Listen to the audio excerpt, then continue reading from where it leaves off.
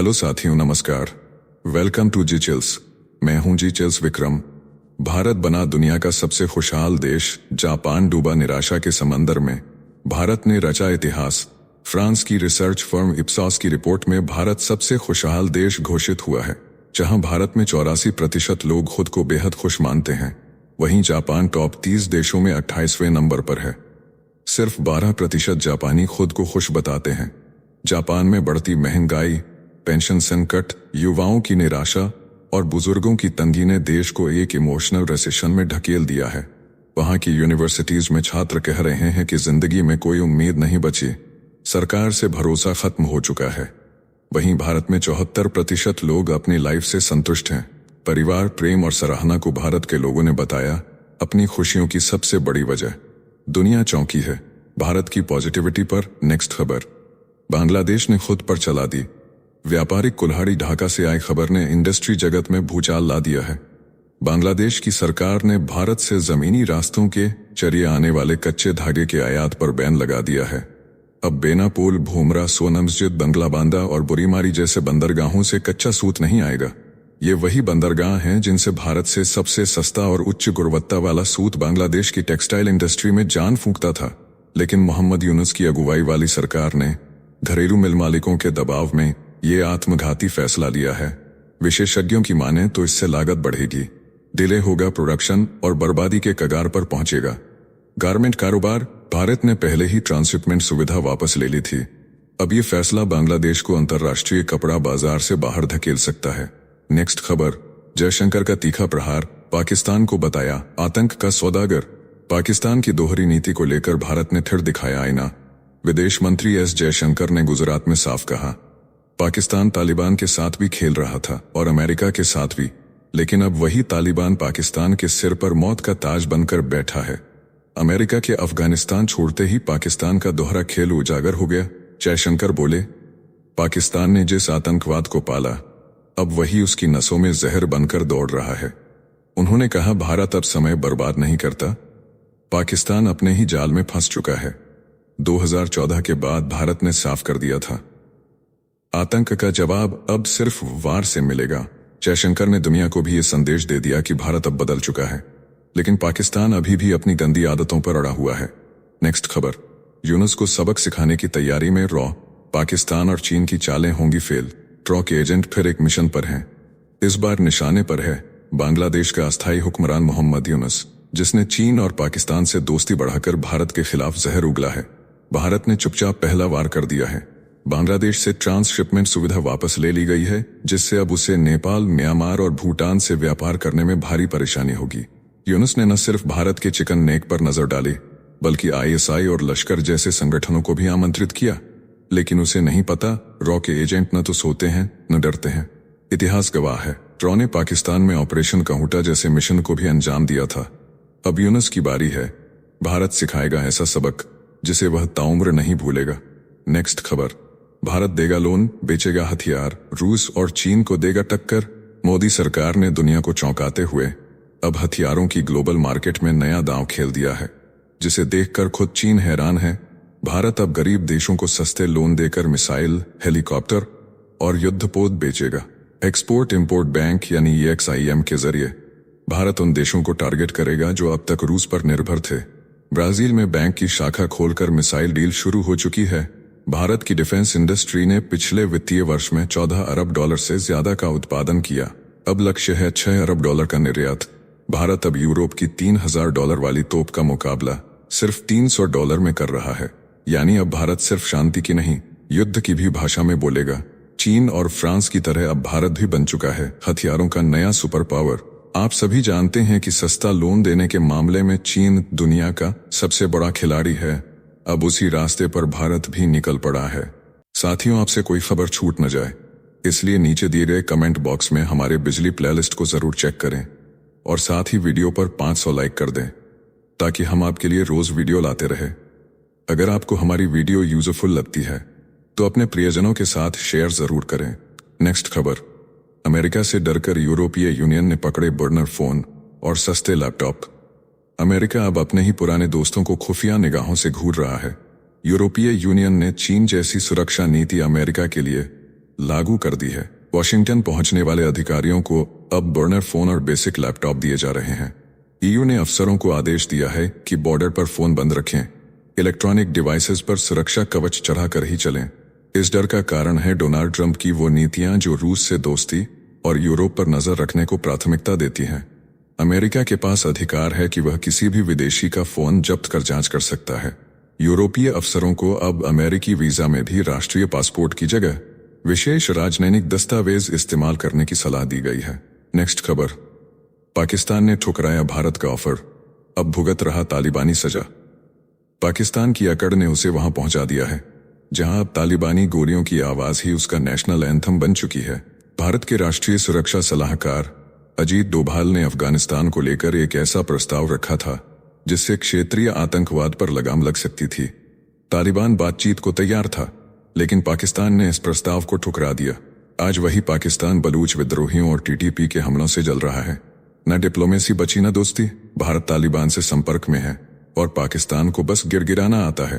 Pakistani expert कमर चीमा खुद मान रहे हैं कि अगर भारत की मानी होती तो आज पाकिस्तान की इज्जत और सुरक्षा दोनों बची होती, पर अब तो केवल पछतावे का टाइम बचा है।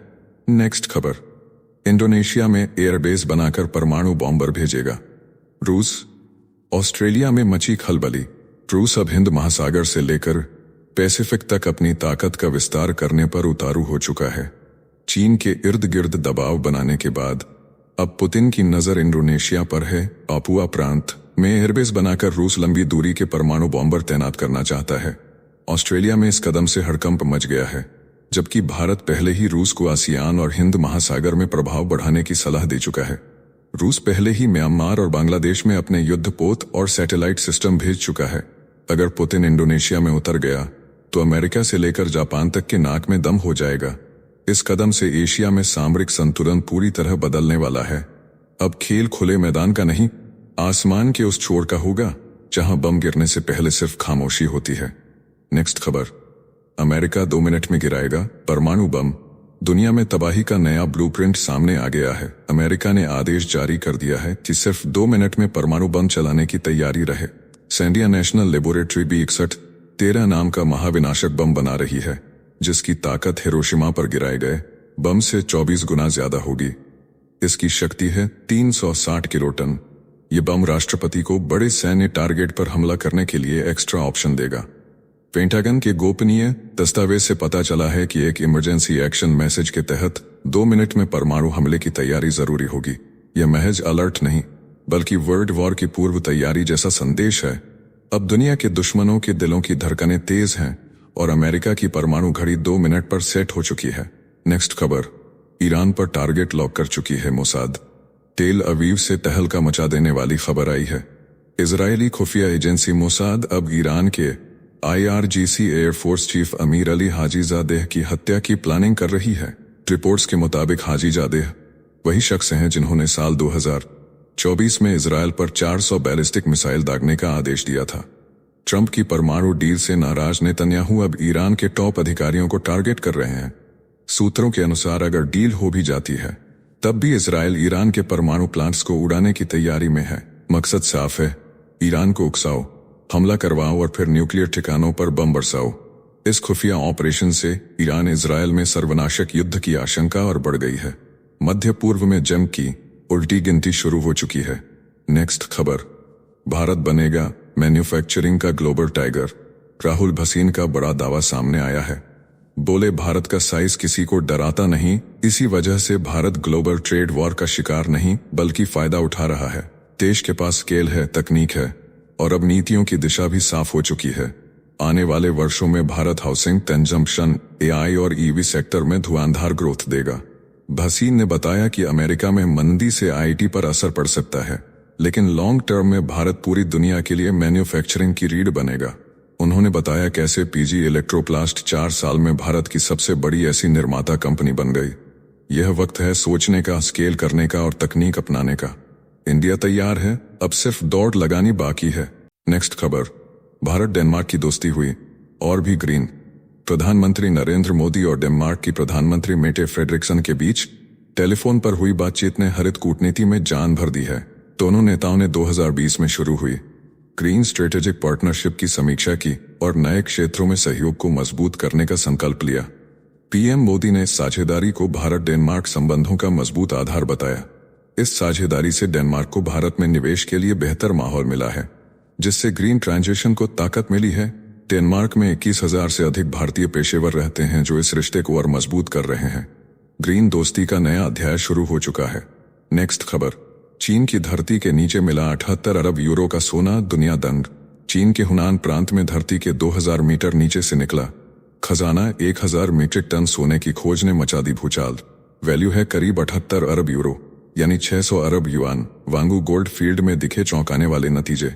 खुदाई के दौरान चट्टानों में चमकता सोना नजर आया। कुछ सैंपल में तो 1 मीट्रिक टन में 138 ग्राम सोना मिला, जो वैश्विक औसत से कई गुना ज्यादा है। आधुनिक 3D मॉडलिंग तकनीक से हुई तलाश ने इस साइट को बना दिया। भविष्य का गोल्ड हब अर्थव्यवस्था को मिलेगा बूस्टर, हजारों लोगों को मिल सकती है नौकरी। नेक्स्ट खबर, बुर्ज खलीफा नहीं, ये हैं दुनिया की सबसे महंगी इमारतें। भव्यता की दौड़ में बुर्ज खलीफा को पीछे छोड़ते हुए न्यूयॉर्क का हडसन यार्ड्स बना दुनिया की सबसे महंगी इमारत, जिसकी कीमत है 25 अरब डॉलर। दूसरे स्थान पर मक्का का अबराज अलबैत कॉम्प्लेक्स, कीमत 15 अरब डॉलर, जिसमें है दुनिया का सबसे बड़ा क्लॉक टावर। तीसरे नंबर पर सिंगापुर का मरीना बे सैंड्स, जिसकी छत पर तैरता है 450 फीट लंबा इंफिनिटी पूल।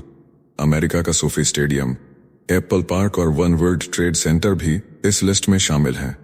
रोमानिया का पैलेस ऑफ पार्लियामेंट बना सबसे भारी इमारत। वहीं लास वेगास का द कॉस्मोपॉलिटन और वायन रिजॉर्ट चमकते क्रिस्टल से सजी आलीशान इमारतें हैं।